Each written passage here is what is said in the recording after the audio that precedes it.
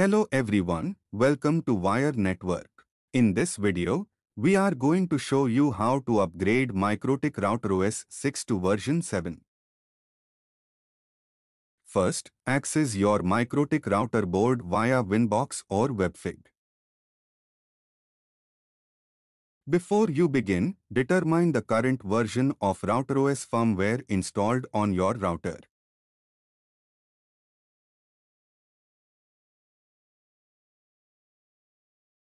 Next, to upgrade RouterOS firmware, go to System and then click on Packages.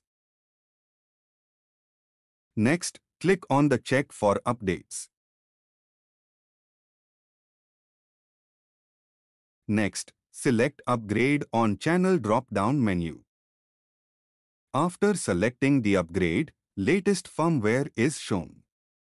By clicking Download Upgrade, downloads will start and router will reboot. After the reboot, your router will be running the latest RouterOS version.